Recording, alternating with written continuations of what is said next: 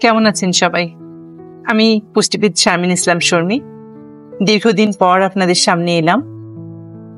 এখন থেকে নিয়মিত বিভিন্ন পুষ্টি তথ্য নিয়ে আমি আপনাদের সাথে আছি। আপনাদের যে কোনো জিজ্ঞাসা, যে কোনো প্রশ্ন আমাকে করতে পারেন, আমি সেগুলো উত্তর দেওয়ার চেষ্টা করব। আজ আমি আমাদের জাতীয় ফল কাঁঠাল নিয়ে কথা বলবো। কাঁঠালের পুষ্টিগুণ এবং কাঁঠালের উপকারিতা নিয়ে কথা বলবো। চলুন শুরু করা যাক। কাঁঠাল বাংলাদেশের জাতীয় ফল এবং এটি পুষ্টিগুণে ভরপুর একটি সুস্বাদু মৌসুমী ফল।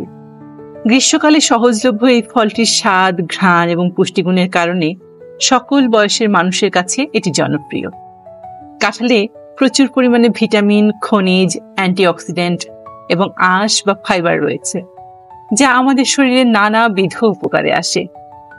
প্রতি 100 গ্রাম কাঁঠালে প্রায় 95 ক্যালোরি শক্তি পাওয়া যায়, 2.4 গ্রাম ফাইবার, 1.7 গ্রাম প্রোটিন এবং প্রায় 23 গ্রাম শর্করা থাকে।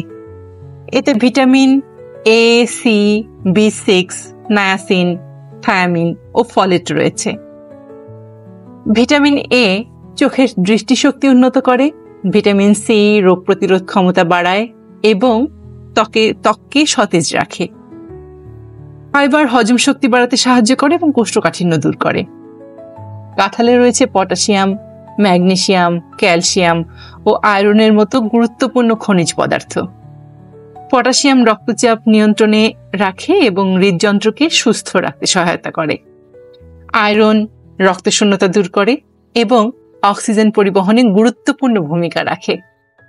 এছাড়াও কাঁঠালে থাকা অ্যান্টিঅক্সিডেন্ট শরীরের কোষকে ক্ষয় থেকে রক্ষা করে এবং বার্ধক্য প্রতিরোধে সাহায্য করে।